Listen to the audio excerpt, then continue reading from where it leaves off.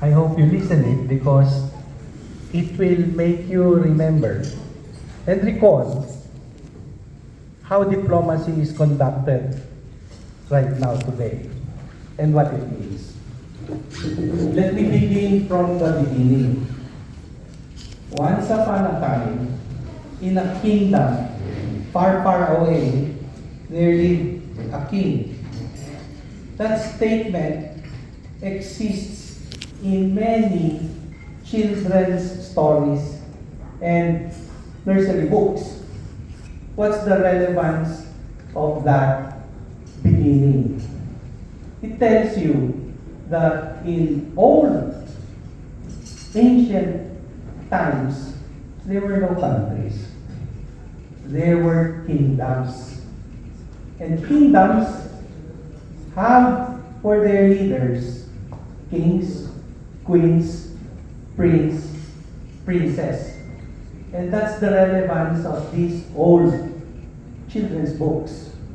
Even if you go to our Philippine children's books, especially during my time, it starts out with the same thing.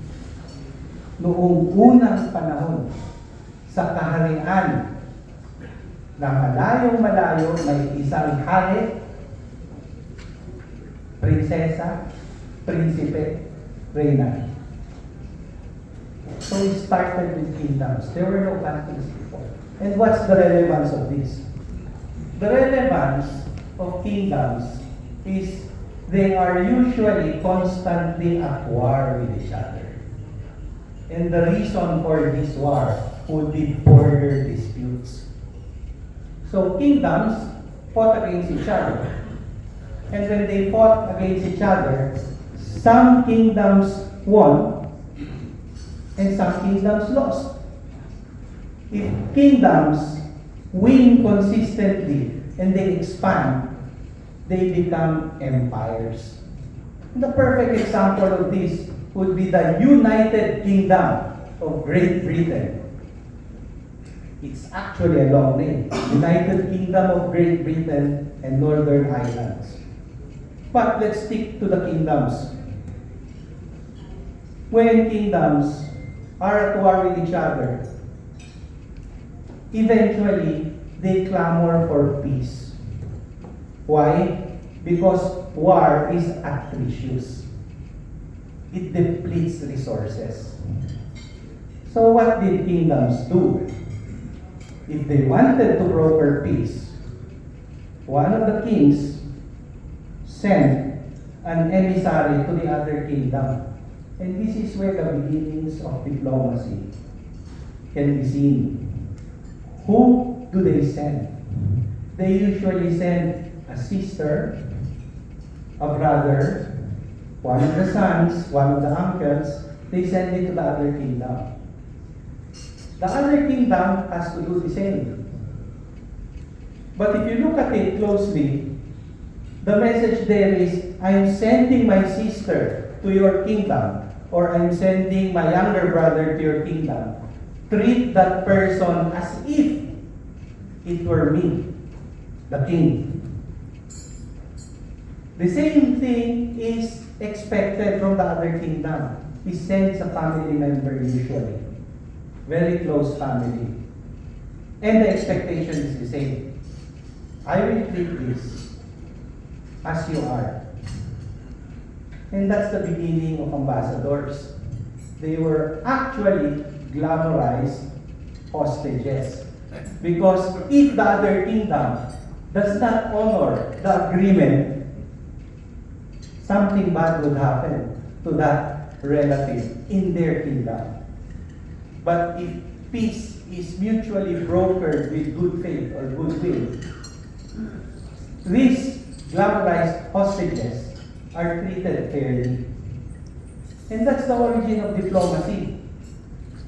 After kingdoms, there were countries, and the tradition remained. So, we have these who are not relatives anymore, these diplomats. But the principle is the same. When you open bilateral relationships with another country, what happens there is you are sending a message that we are good, we have goodwill, we are at peace. And the tradition is, within 1 year, when a country sends an ambassador to the other country, that other country within 1 year has to send their ambassador also. And this is where it gets interesting. Because when you talk of ambassadors, you may have heard this title, AEP, Ambassador, Extraordinary, and Plenipotentiary. What do this mean? What does this mean, this phrase? Extraordinary is that person being sent to the other country should be treated as the head of the state, of the sending country. In the same manner that the other sending country sends that ambassador, he or she will be treated as the president of or head of state of that other country. That's where the bilateral relationship comes in. That's where diplomacy comes in. And that's where extraordinary comes in. Because in many countries, there are only two persons that you address as Your Excellency. The President or Prime Minister of that country, that's addressed as His Excellency, Your Excellency. But the other person that's called His Excellency or Your Excellency is the Ambassador Extraordinary, Plenipotentiary in the country that you're sending. Within that country, he is the President of the sending country. He is the Prime Minister of that sending country. And the history is, you only send that President representative, the President himself in that country, in the capital of these countries. You don't send them to other cities. Only the capital. So there's only one ambassador for every country. And this ambassador acts as the president or head of state of the sending country. That's where extraordinary comes in. But what about the other word? The word plenipotentiary. The word plenipotentiary comes from two Latin words, plenum and potens. That means full. Potens is power. So an ambassador, being the president, our president in that country that we're sending, has full powers of the president. What does that mean? That means he can bind or she can bind our country in the country where he or she is ambassador. That's the relevance of AEP. All the other ambassadorial ranks outside of the capital, you cannot refer to them as an ambassador. You can refer to them as consul general, but you cannot refer to them as an ambassador. And that's the relevance of why they are being sent to the capitals. There are certain exceptions, and I only know of one popular exception wherein an ambassador is sent not to the capital of the country that's being sent. What is this? This is Israel. Because the capital of Israel is Jerusalem. But at that time, there was big pressure from the oil-producing countries that are its neighbors that you cannot recognize Israel as a state. So the de facto arrangement was to put the embassies in Tel Aviv, which is not the capital. And that's the only exception that I know. So that's diplomacy as it is. What about multilaterals? In multilateral arrangements, while you refer to the persons that present in these international organizations as ambassador, technically, they are not referred to as ambassador. They are called permanent representatives. Because when you send them to the place, the main office of the international organization, it's not an embassy. The place is called a permanent mission. Hence, you have the permanent representative. Rank, The same. but the historical principle is different because you're talking of multilaterals. Like the United Nations General Assembly in New York. The head there, while we refer to him or her as ambassador, is actually a permanent representative for the United Nations Philippine Mission. So that's where it works. And that's how we move. Now, what are the other titles that you'll be hearing? But before I digress into that, when you say His Excellency, Your Excellency, or Mr. Ambassador, you can only call him that technically when he is in his seat of office in that country. When he leaves that country, not his jurisdiction, it's just a funny name. Mr. Ambassador, Madam Ambassador. You can only call that person His Excellency, Your Excellency, in the place where he is assigned as ambassador. Extraordinary and plenipotentiary. So, how does it work now with other titles? You may have heard of titles referred to as ambassador at large. What do they mean? They are not ambassadors because there is no particular country that they're assigned to in a bilateral relationship.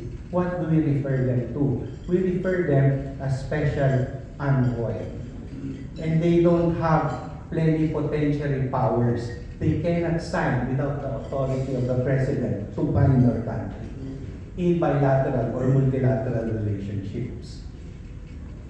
Basically, that's the story of diplomacy. If you want to ask me more about certain details, please do in the question and answers portion. What I can do, state to you at this time is bilateral relationship becomes sensitive during times where conflict is attempted to be prevented or is already existing, because diplomacy is the first line of defense. Before you send your troops, you have to exhaust diplomatic relations. That's the story of diplomacy through a nice little simplified story of how it works and where we are right now as countries dealing with each other in bilateral relationships. The next part that I'd like to inform you would be, how does it work for the Philippines? For the Philippines, we follow the same principle of bilateral relationships or ambassadors, extraordinary, plenipotentiary, are appointed by the presidents. And we have two types, the political ambassadors and the career ambassadors. What's the difference?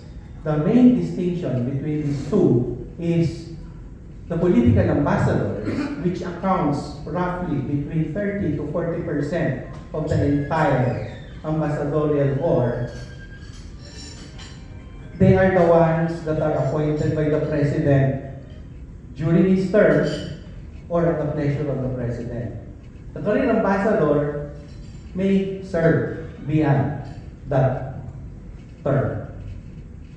And that's where basically the distinction lies. Only ambassadors can be appointed in the political capacity here in the Philippines. Consuls general are most often than not career foreign service officers. That's basically the story that I'd like to tell you. We started with kings, queens, palaces, And one more thing, going back to the word embassy. The embassy historically is the place where the ambassador is. Wherever he is, customarily, that's the embassy. The place, traditionally, that houses the office of the ambassador, usually call it the chancellery. It's the embassy follows the person. That's the historical perspective. But now, under layman's term, they can mean the same thing. The embassy, the chancellery can mean the same thing. So where are we now? What is imposed upon us as diplomats and as brother Rotarians? We go back for the purpose for which we are here right now, individually and organizationally. And what is that? What can we do? And this is where Rotary comes into play, because Rotary actually provides us with a moral compass on how we should deal with other people and how we should deal with ourselves. Is it the truth? Is it fair to all concerned? Will it build goodwill and better friendships? Will it be beneficial to all? Those are positive moral compasses, tools that we employ and apply to ourselves, our organization, and to the larger society at large, whether national or international. Thank you very much.